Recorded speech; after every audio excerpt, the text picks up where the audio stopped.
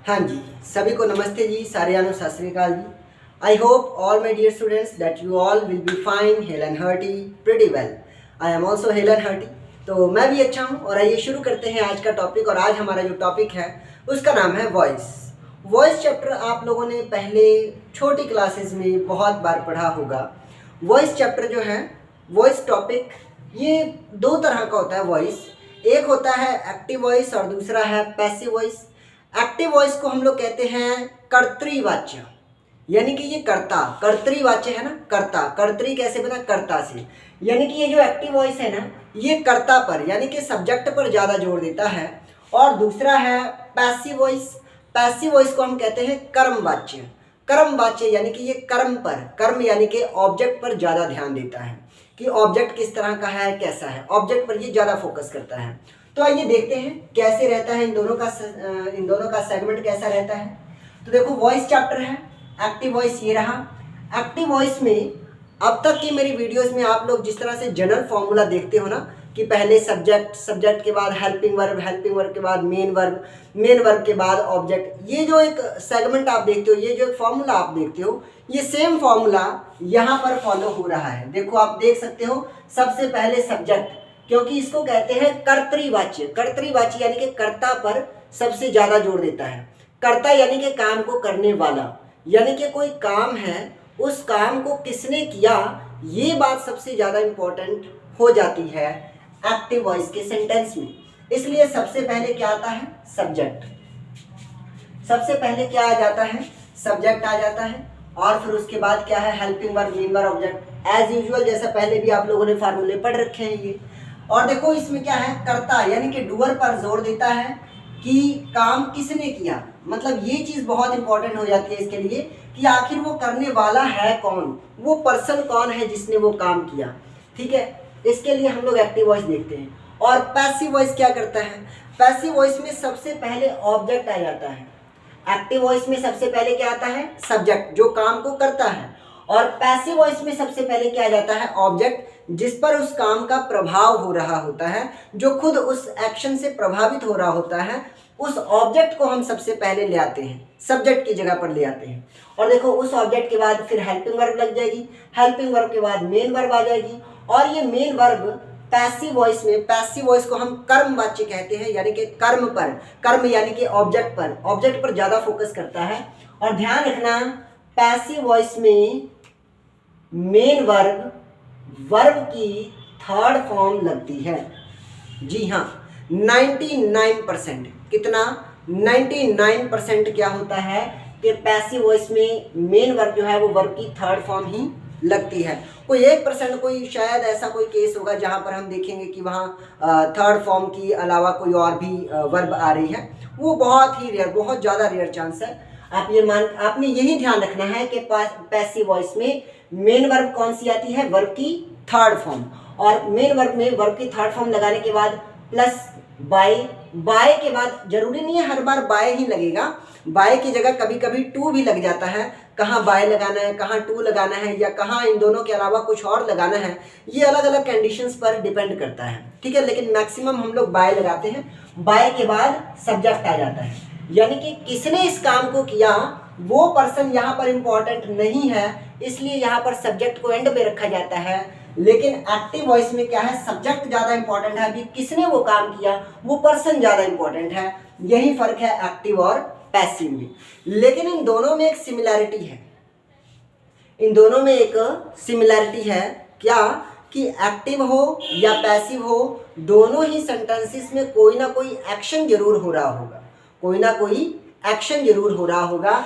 Action यानी कि verb. अब वर्ब भी कुछ खास किस्म के हैं, जरा देना थोड़ा सा ध्यान देना यहाँ पे। एक्टिव सेंटेंस में हम पहले एक एग्जांपल लेकर देख लेते हैं भी कैसा होता है। ये देखो, ही रीड्स अ बुक, वह एक किताब पढ़ता है। ਉਹ एक किताब पढ़ता है। ਤਾਂ ਦਾ है, दी है, देहन, पंजाबी ਵਿੱਚ ਆਪਾਂ पढ़ते हैं ना, ਦਾ है, दी है, देहन, ਇਹ ਕੀ ਹੈ? पंजाबी ਦੇ ਵਿੱਚ ਆਪਾਂ पढ़ते हैं। ਤੇ ਕਿਹੜਾ टेंस है? Present indefinite. उसी तरह पढ़ता है, ता है, ती है, ते हैं, ता हूँ, ती हूँ, प्रेजेंट इंडेफिनिट। तो ये जो सेंटेंस है ये कौन से टेंस में है? Present indefinite. एक बात हमेशा ध्यान रखना डियर स्टूडेंट्स, जिन स्टूडेंट्स ने टेंस चैप्टर को बहुत अच्छे से समझा है वहीं इस वॉइस चैप्टर को बहुत अच्छे से गेन कर पाएंगे। जिन्होंने टेंस चैप्टर को अच्छे से नहीं समझा उनके लिए ये वॉइस चैप्टर बहुत डिफिकल्ट रहने वाला है। तो अगर आपने टेंस नहीं किया है तो सबसे पहले आप टेंस की वीडियो देखकर कवर करें। टेंस की वीडियो अवेलेबल है इस यूट्यूब चैनल पर, वैदिक इंग्लिश क्लासेस के यूट्यूब चैनल पर अवेलेबल है। अब आओ देखते हैं। ही सिंगुलर है, थर्ड पर्सन है, और जब प्रेजेंट इंडेफिनिट टेंस के पॉजिटिव सेंटेंस में, प्रेजेंट इंडेफिनिट टेंस के पॉजिटिव सेंटेंस में सब्जेक्ट थर्ड पर्सन सिंगुलर हो जाए तो वर्ब की फर्स्ट फॉर्म के साथ, वर्ब की रीड क्या है, वर्ब की फर्स्ट फॉर्म के साथ S E S I E S लग जाता है। तो देखो यहाँ एस लगा हुआ है जो हमें बता रहा है कि ये सेंटेंस प्रेजेंट इंडेफिनिट का है। तो ही रीड्स अ बुक। अब आप खुद सोचो, इस पूरे सेंटेंस में एक एक्शन हो रहा है, एक काम हो रहा है, पढ़ने का काम। कौन सा एक्शन हो रहा है, मैं यहाँ लिख रहा हूँ एक्शन। एक्शन कौन सा हो रहा है, पढ़ने का। कौन पढ़ रहा है, ही पढ़ रहा है। तो ही क्या हो गया, सब्जेक्ट हो गया। एस मतलब सब्जेक्ट, तो ही हमारा क्या हो गया, सब्जेक्ट। और जब सेंटेंस का सब्जेक्ट सेंटेंस की स्टार्टिंग में रहे, उस एक्शन को करने वाला सेंटेंस की स्टार्टिंग में रहे तो वो सेंटेंस कैसा होता है, एक्टिव होता है। तो ही है सब्जेक्ट जिसने काम किया पढ़ने का, और ही ने जब पढ़ा तो क्या चीज़ पढ़ा इसने, अ बुक, एक किताब को पढ़ा।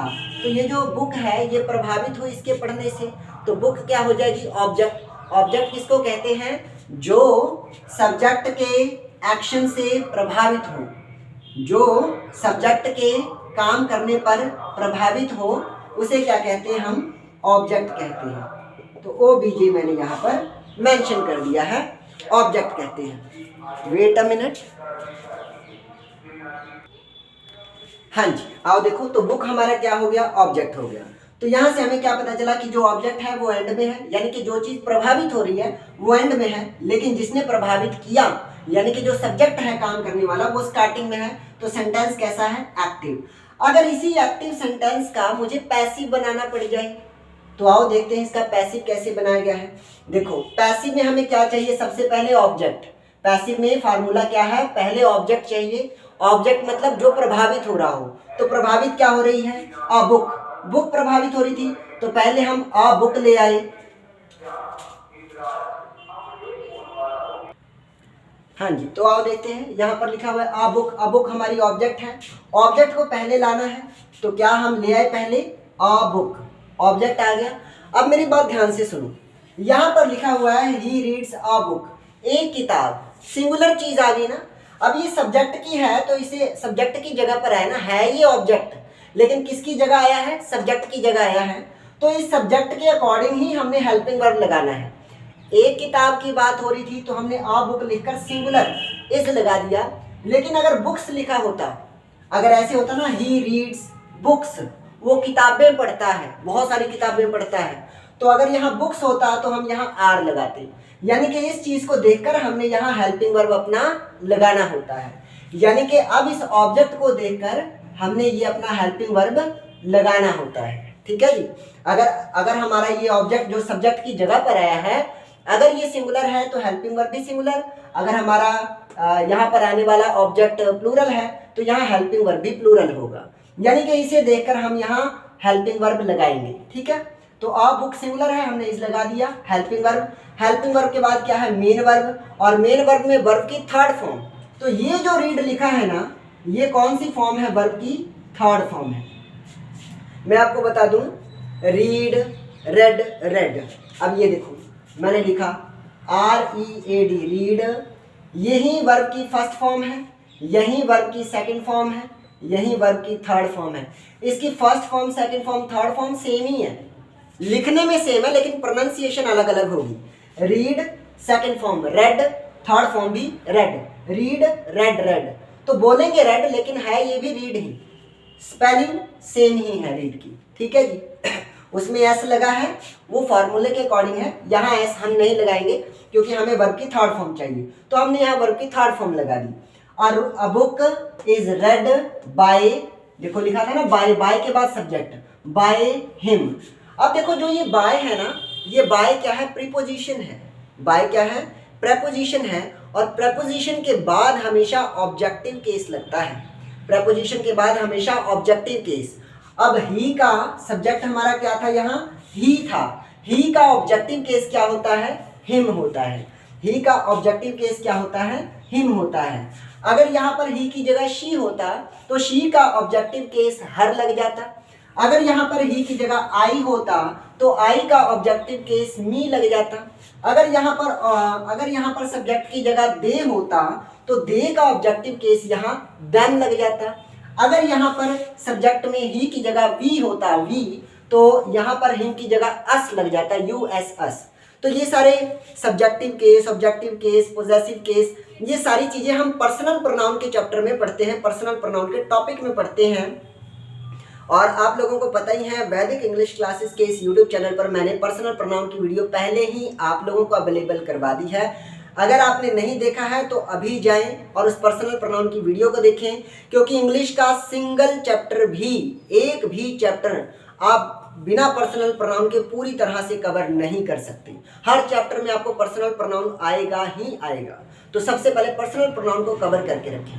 अब आगे देखते हैं। Book is read by him, हमने लगा दिया, हिम ऑब्जेक्टिव केस है, बाय के बाद ऑब्जेक्टिव केस है। अब हिम वो पर्सन है जो इस काम को कर रहा है, जिसने इस पढ़ने के काम को किया है। ठीक है जी, ये ऐसे हो गया। अब देखो, इज अ मार के बाद अगर आईएनजी लग जाए तो वो प्रेजेंट कंटिन्यूअस है, लेकिन इज अ मार के बाद अगर वर्ब की थर्ड फॉर्म लग जाए तो इसका मतलब सेंटेंस क्या है, पैसिव है। सेंटेंस क्या है, पैसिव है। तो ये एक बात तो आपको पता चल गई कि आप पैसिव की पहचान कैसे करोगे। पैसिव पहचानने के दो रास्ते हैं। पहला रास्ता, जो प्रभावित हो रहा है यानी कि जो ऑब्जेक्ट है वो स्टार्टिंग में रहेगा। दूसरा रास्ता, इज अ मार या वॉज वर्ब के बाद आईएनजी नहीं बल्कि वर्ब की थर्ड फॉर्म लगी होगी तो वो भी क्या है, पैसिव है। चलो अब आगे देख लेते हैं। ये एक सेंटेंस है, ही लाफ्स, वह हंसता है। अगर मैं इसका पैसिव बनाना चाहूँ तो क्या मैं बना सकता हूँ? आप वीडियो पॉज कर लो और 1 मिनट लगाओ इसका पैसिव बनाने में, फिर मैं आपको बताऊंगा कि इसका क्या आंसर बनेगा। जरा आप इसका वीडियो पॉज करके इसका पैसिव बनाओ तो, ही लाफ्स का पैसिव बनाओ तो। वीडियो पॉज कर लो आप सभी। चलो, उम्मीद है कि अब तक आप लोगों ने बना लिया होगा। मैं आपको बता दूं कि इसका पैसिव नहीं बन सकता। इसका पैसिव नहीं बन सकता। क्यों नहीं बन सकता? क्योंकि आप देखो, यहां है ऑब्जेक्ट जो प्रभावित हो रहा हो। लाफ, हंसने का काम हो रहा है। कौन हंस रहा है? ही। कौन हंसता है?